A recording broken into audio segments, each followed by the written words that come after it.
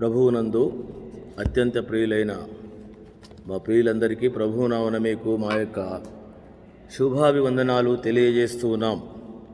ఈ దిన వాక్య భాగము ప్రసంగి గ్రంథము 7-8 వచనాల ప్రకారము కార్యారంభము కంటే కార్య అంతము మేలు అనేటువంటి ఒక భాగాన్ని గురించి. ఆరంభము కంటే అంతము మేలు. ఏంటి అంతము మేలు అనేది? అంతం అంటే ముగింపు. కాబట్టి ఆరంభం యొక్క జీవితం కంటే కూడా అంతములో మనము ఏ జీవితం కలిగి ఉంటామో అదే మనకు నిత్యత్వంలో మనకు అక్కరొచ్చేదిగా ఉంటుంది. ఆరంభంలో చేసినది, ఆ ఆరంభము మంచి కార్యం చేస్తే ఆ మంచి చివరి వరకు అంతం ముగింపు వరకు చేసినట్లయితే దానిని బట్టే మనకు నిత్యత్వంలో ప్రతిఫలము నిర్ణయించబడుతుంది. ఒకవేళ ఆరంభములో మంచిగుండి అంతంలో మనం సరైన విధంగా లేకపోతే ఆ ఆరంభంలో ముగించింది రాదు, కానీ అంతంలో ఏది చేసినామో అదే మనకు నిత్యత్వంలో మనం జరుగుతుంది. నిత్యత్వం అనగా రెండు స్థలాలు నిత్యత్వంలో ఉండదు. ఒకటి నిత్య జీవము, రెండవది నిత్య నరకము. ఈ రెండు నిత్యం ఉండేటువంటివి. మనం జనరల్గా గమనిస్తే 3 లోకాలు, ఒకటి భూలోకము, మరొకటి పరలోకము, మరొకటి పాతాళ లోకము. ఈ 3 లోకములలో నిత్యము ఉండే లోకాలు 2. మనం నివసించేటువంటి భూలోకము ఇది ఎప్పుడు ఉండేది కాదు.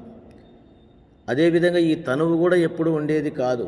భూలోకం ఎట్లా మనం వదిలిపెట్టాలనో పోతుందో అట్లే ఒకరోజు ఈ తనువు వదిలిపెట్టవలసి వస్తుంది. కాబట్టి మన యొక్క తనువు ముగించక ముందే ఏది మనము ప్రారంభించినాము, ఏం చేస్తున్నాము అనేటువంటి విషయాన్ని మనము ఎరగవలసిన వారంగా ఉంటున్నాము. అందుకనే కార్య ఆరంభము కంటే కార్య అంతము మేలు అనేది. నువ్వు చేసినటువంటిదే నీ జీవితంలో మేలుకరంగా ఉంటుంది. దేవుని దగ్గర మేలుకరంగా ఉంటుంది, నిత్యత్వంలో అక్కరొచ్చేది. కాబట్టి పిల్లారా, ఈ సమయంలో మనము ఆలోచించవలసిన విషయం, ఈ దినమున మనము ఆలోచించవలసిన విషయం ఏంటంటే ఆరంభము కంటే అంతము అనేటువంటి విషయాన్ని. ఆరంభించినటువంటిది అది అంతం వరకు ఉండకపోతే నష్టపోయేటువంటి విషయాలను గురించి మనము బైబిల్లో నుంచి ఎరుగుతాం. ఆదికాండము 11వ అధ్యాయంలో 1 నుంచి 9 వచనాల ప్రకారము ఈ విధంగా వ్రాయబడి ఉంటుంది. ఆదాము గారి తర్వాత నోహావు ద్వారా వచ్చినటువంటి సంతానం షేము, హాము, యాపెతు, ఈ 3 యొక్క కుమారుల ద్వారా వచ్చినటువంటి సంతానమే ఈరోజు ప్రపంచంలో ఉన్నటువంటి మనమందరం కూడా. ఈ ప్రజలు ఆరంభంలో ఏ విధంగా ఉన్నారు అంటే వారంతా భూమి అంతటా ఒక్కటే భాష ఉంది, ఒకే పలుకుంది. వారందరూ ఒక్కటి మాట మీదనే ఉన్నారు. వారందరూ కలిసి ఏం చేశారంటే భూమి మీద ప్రయాణం చేస్తూ తూర్పు నుండి ప్రయాణం అయిపోవచ్చు. షీనారు దేశమందొక మైదానం వారికి కనబడినట. అక్కడ వాళ్ళు నివసించినారు. వారందరూ ఒకే భాషగా ఒకే మాటగా ఉన్నటువంటి వారు ప్రయాణం చేస్తూ షీనారు దేశమందొక మైదానానికి వచ్చినారు. అక్కడ మైదానం చాలా బాగా కనబడింది. వారందరూ అనుకున్నారు కదా, ఇక్కడే మనం నివసించాలనుకున్నారు. నివసించడమే కాకుండా వాళ్ళకు మంచి ఒక ఆలోచన వచ్చేసింది. ఏంటంటే మనము ఇటుకలు చేసి బాగుగా కాల్చుదాము రండని ఒకరితో ఒకరు మాట్లాడుకునిరి. ఎందుకు అనంట, ఇటుకలు చేసి మనం బాగుగా కాల్చుదాము రండని ఒకరితో ఒకరు అనుకుని. రాళ్లకు ప్రతిగా ఇటుకలను, అడుసుకు ప్రతిగా మట్టి కీలును వారికి ఉండెను. ఎందుకు ఈ విధంగా వారు ఆలోచన వచ్చింది అనంటే, వాళ్ళు ఇటుకలు చేద్దామని అప్పుడు స్టార్ట్ అయింది. ఇటుకలు తయారు చేసేది. అందుకని చేద్దాము. తర్వాత రాళ్లకు ప్రతిగా ఇటుకలు, అడుసుకు ప్రతిగా మట్టి కీలు వారికి ఉంది. మంచిదే, వాటికి కట్టుకోవడానికి అవసరమైనటువంటి విషయాలు వారు ఎన్నుకున్నారు. అంతేకాని 4వ వచనం ప్రకారం వారు మనము భూమి అంతటా చెదిరిపోకుండా ఒక్క పట్టణం కట్టుకొని పేరు సంపాదించుకుందాం రండని చెప్పుకొనొచ్చు. ఏం చేశారంటే వాళ్ళు 2 విషయాలు ఇక్కడ మనం గమనిస్తున్నాం. మరియు వారు భూమి అంతటా చెదిరిపోకుండా ఒక పట్టణము, ఆకాశమునంటూ శిఖరము గల ఒక గోపురము కట్టుకొని పేరు సంపాదించుకుందాము. దేని కొరకు కడుతున్నారు? వాళ్ళు పేరు కొరకు కడుతున్నారు. కాబట్టి ప్రియులారా, వీరు ఒక భాష, ఒక పలుకుంది, మంచిగా ప్రారంభించినారు. ఒక మాట మీద వాళ్ళు ప్రారంభించినారు. మంచిదే ప్రారంభించినారు, కానీ వారి యొక్క ఆశ మంచిదే కావచ్చు, కానీ వారు చేసేటువంటి పని దేవుని ఉద్దేశానుసారంగా, దేవుని చిత్తానుసారంగా లేదు. కారణం ఏంటంటే వారు ఆకాశం అంటే గోపురం కట్టుకోవాలనుకున్నారు, పట్టణం కట్టుకోవాలనుకున్నారు. బైబిల్ ప్రకారంగా పట్టణం ఎక్కడ కట్టుకోవాలా? యేసుక్రీస్తు ప్రభువారు చెప్పినారు. మత్తయి సువార్త 7వ అధ్యాయం 24 నుండి, ఈ నా మాటలు విని వాటి చొప్పున చేయు ప్రతివాడు బండ మీద తన ఇల్లు కట్టుకోవాలన్నాడు. వీరు మైదానం ఏర్పాటు చేసుకున్నారు. కట్టుకునేవాడు ఎక్కడ కట్టుకోవాలి? బండను ఏర్పాటు చేసుకోవాలి. అంతేకాదు ఆకాశం అంటే గోపురం కట్టాలంట. ఆకాశం అంటే గోపురం కట్టుకోవాలంటే స్థలం ఎక్కడ ఏర్పాటు చేసుకోవాలి? బండ కావాలి, గట్టి నేల కావాలి. వీళ్ళు మైదానం ఏర్పాటు చేసుకున్నారు. అక్కడ రాయబడిన దాన్ని బట్టి చూస్తే ఆకాశం అంటే గోపురం కాబట్టి అది ఎంతో పెద్ద ఎత్తైంది కాబట్టి వాళ్ళు ఏం చేసి కట్టాలి? రాళ్లతో కట్టాలి. వాళ్ళు ఏం కట్టుకున్నారు? ఇటుకలు తయారు చేసుకున్నారు. తర్వాత వాళ్ళకి ఏం కావాలి? అడుసు అంట. అడుసుకు బదులుగా ఏంటంటే మట్టి కీలు వాళ్ళకు ఉందంట. మట్టి కీలు అంటే వాళ్ళు చేసేది ఏమో గొప్ప పని, వాళ్ళు వాడేటువంటి మెటీరియల్ ఏమో, స్థలమేమో మామూలుది. అందుకొరకనే ఈ రోజుల్లో కూడా మానవులటువంటి మన జీవితాల్లో కూడా ఇవే మనకు కనబడతా ఉంటాయి. సరే, ఇంకొక విషయం ఏంటంటే వారు అక్కడ రాయబడి ఉంది, మనము చెదిరిపోకుండా ఇక్కడే ఉండాలన్నట్టే ఆలోచన కలిగింది వాళ్ళకు, ఇక్కడే ఉండాలని. కానీ దేవుని వాక్యానుసారమైన విషయం ఏంటంటే 9వ అధ్యాయము ఆదికాండము నేను చదువుతున్నాను. 1వ వచనం, మరియు దేవుడు నోహవును అతని కుమారులను ఆశీర్వదించి, మీరు ఫలించి అభివృద్ధి పొంది భూమిని నింపుడి. ఇది దేవుని యొక్క ఉద్దేశం. ఆదాముతో కూడా అదే చెప్పినాడు. వీరు భూమిని నింపాలి, భూమి అంతటికి వెళ్ళిపోవాలి వీళ్ళు. కానీ వీళ్ళ ఉద్దేశం ఏంటంటే అక్కడే ఉండాలని. మొదటిది దేవుని యొక్క ఉద్దేశానుసారంగా వారు పని చేయటంలే. ఒక్కటే భాష ఉంది బాగానే, కానీ రెండవది ఏంటంటే వాళ్ళు కట్టుకునేటువంటి విషయం గొప్పదే, కానీ వారు ఆ విధంగా ఏ మెటీరియల్ ఉపయోగించాలో అది వారు చేయలేకపోయినారు. తిరిగి దానిని బట్టి ఏమైనారంటే వారు ప్రారంభించిన పనిని కొనసాగింపలేకపోయినారు. మధ్యలోనే కాదు, చివరిలోనే ఆగిపోయింది.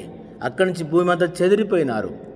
అదేవిధంగా దేవుని బిడ్డ ఉన్నటువంటి మనం కూడా చక్కని ప్రారంభించినాం. అయితే దేవుని ఉద్దేశాన్ని అనుసరిస్తున్నామా? మనం దేవుని చిత్తానుసారంగా చేస్తున్నామా? ఈ విధంగా చేస్తున్నామా? ఎందుకంటే రాళ్లకు ప్రతిగా అంటే రాళ్ళు మనం ఆత్మ సంబంధమైనటువంటి మందిరంగా కట్టబడుతున్నాం. పట్టణం కట్టుకుంటున్నట్టు మందిరంగా కట్టబడుతున్నాం. దేంతో? సజీవమైనటువంటి రాళ్ళని దేవుని వాక్యంలో రాయబడి ఉంది. అంతేకాదు వాళ్ళు అడుసుకు బదులుగా మట్టి కీలు వాడుకున్నారు. అడుసుకు బదులుగా మట్టి కీలు అంట. అడుసు అనే దానికి వస్తే ఇప్పుడు రాయి అంటేనేమో మన ప్రభువైన యేసుక్రీస్తు వారు చూపిస్తుంది. రాయి అంటేనేమో రక్షించబడి విశ్వాస జీవితానికి చూపిస్తుంది. మట్టి కీలు లేక అడుసు ఏం చూపిస్తుందంటే రాయి మధ్యలో ఉండడానికి, కట్టడము, నిలబడడానికి, అది కరుచుకోవడానికి, బిర్రుగా ఉండడానికి కొరకు వాళ్ళు వాడే పదార్థం. అయితే మట్టి కీలు కాదు, అడుసు దేని చూపిస్తుందంటే పరిశుద్ధాత్మ కలిగించు ఐక్యత, ఆత్మ కలిగించు ఐక్యత. ప్రియమైన దేవుని బిడ్డలారా, మనం కూడా చక్కగా ప్రారంభించినాము ఆత్మసమనంటే మందిరంగా. అంతేకాదు ఆకాశమునంటే గోపురం అంట. మన అందరి ఆశ ఏంది? ఆకాశం లేక హెవెన్, పరలోకానికి వెళ్ళాలంటే ఆశ మనకు. పరలోక రాజ్యంలో మనం ఉండాలంటే కోరిక, ఇది కోరిక ఉన్నది. కాబట్టి ఈ విధంగా మనం ప్రారంభించినాం. మన పేరు కొరకు కాదు, వాళ్ళు వాళ్ళ పేరు కొరకు చేసుకున్నారు. అందుకని ఈ పనంతా తారుమారైంది. ఈ రోజుల్లో దీన్ని మనం వేరే తిరిగి తలస్తే మనమందరం చేసేటువంటి పనులు ఎట్లా ఉన్నాయంటే ప్రతిగా అన్నమాట. ఇటుకలు మారు మనసులు ఏం చూపిస్తూ ఉంటాయి. అంతేకాదు మట్టికీలు ఏం చూపిస్తుందంటే ఏదో మన సొంత నిర్ణయాల ప్రకారం కట్టుకునే ఐక్యతను చూపిస్తూ ఉంటుంది. కాబట్టి అందుకని పని నిలబడటం లేదు. చూసినావా, ఎంతమంది ఐక్యతగా ఉండాలనుకుంటున్నారు? 4 రోజులు ఐక్యతగా ఉండగానే రకరకాలుగా మనకు వినబడుతూనే ఉన్నాయి. అందుకనే ఆత్మ లేనటువంటి జీవితాలు కలిగి ఉంటున్నాం. ఈ వాక్యాన్ని అనుసరించి గమనించవలసిన విషయం ఏంటంటే వారు ఏ విధంగానైతే ఆరంభించినారు కానీ వారు ముగించలేకపోయినారు. వారి యొక్క ముగింపు ఏ విధంగా ఉందంటే చెదిరిపోయిన జీవితం ఉంది. దీన్ని బట్టే ప్రభు మనకు చెప్పినాడు, ఒక గోపురం కట్టుకునేటువంటి వాడు ఏం చేయాలంటే ముందుగానే చూసుకోవాలని. అది మధ్యలో ఆగిపోతే అవమానకరంగా ఉంటుందని. ఈ సమయంలో గమనించవలసిన విషయం ఏంటంటే మనం కూడా ప్రారంభించినాం. ఏ విధంగా జరుగుతుంది మన పని యొక్క ఆత్మీయ జీవితంలో? ప్రియమైన వారిలాగా చెదిరిపోయేలాగా ఉంటే, నష్టపోయేలాగా ఉంటే పని ఎంతో నష్టమైపోతుంది. అందుకొరకనే మనం కూడా మన విశ్వాస జీవితం అనేది కూడా ప్రారంభించినాము. ఆరంభం కంటే అంతం ఎంతో ముఖ్యమైనటువంటిది, మేలుకరమైనటువంటిది. ఆరంభ విషయాలు మనకి ఏం అర్థము కావు. ఎందుకు అన్నట్టు నేను చదువుతున్నాను, దయచేసి గమనించండి. చదివి ముగిస్తాము. చాలా విషయాలు ఉన్నాయి కానీ మనం సమయాన్ని బట్టి క్లుప్తంగా మనం చూస్తూ ఉన్నాం.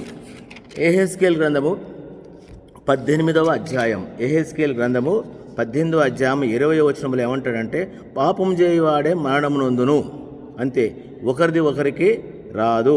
21 నుంచి, అయితే దుష్టుడు తాను చేసిన పాపములన్నింటిని విడిచి నా కట్టడలను అనుసరించి నీతిని అనుసరించి న్యాయము జరిగించిన ఎడల అతడు మరణము నొందడు. అవశ్యంగా అతడు బ్రతుకును. చూసినారా, దుష్టుడు అప్పటిదాకా దుష్ట కార్యాలు చేసుకుంటూ వచ్చినాడు.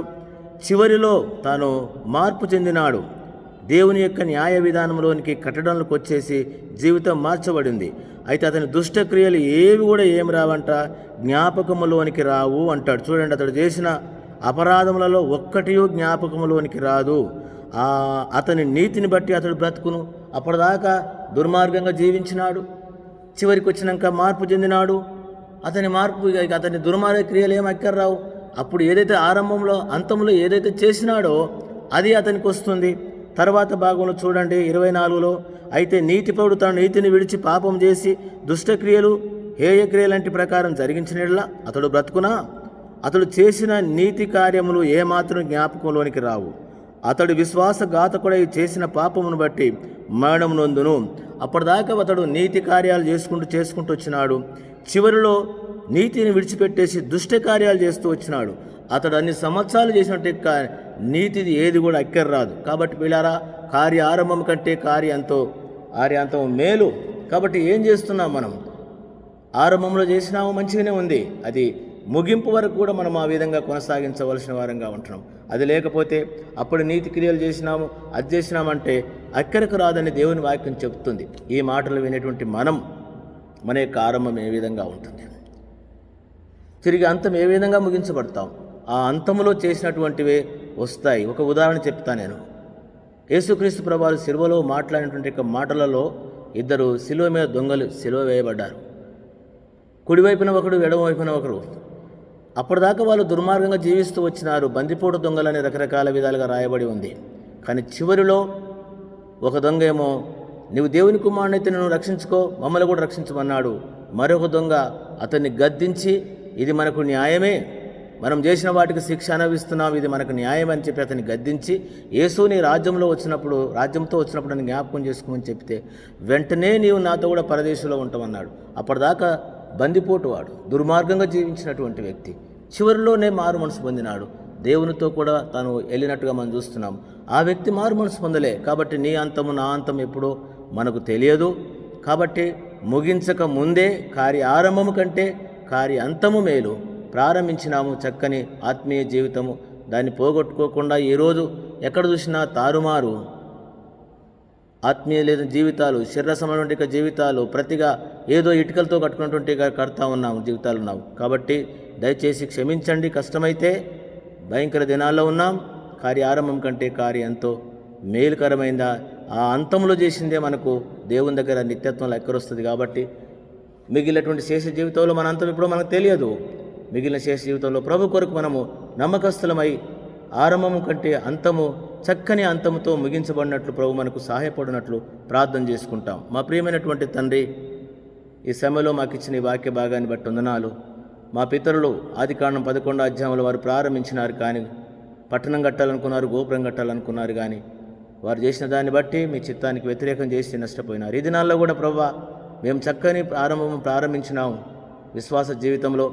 నేడు దినాల్లో చూస్తే తండ్రి ఎంతో భయంకరమైన దినాల్లో ఉన్నాం. ఈ ముగింపు దినాలలో ప్రభా, నష్టపోకుండా నీ కొరకు నమ్మకమైనటువంటి జీవితం జీవించడానికి నీ బిడ్డలకు మాకు సహాయపడమని ఇచ్చిన శ్రేష్టమైన సమయాన్ని బట్టి స్తుతిస్తూ వందనాలు చెల్లించుకుంటూ యేసు ప్రభువు వారి నామమున ప్రార్థించి వేడుకుంటున్నాను తండ్రి. ఆమేన్, ఆమేన్. ప్రభునందు మీ అందరికీ మా యొక్క వందనాలు తెలియజేస్తూ ఉన్నాం. Praise lord.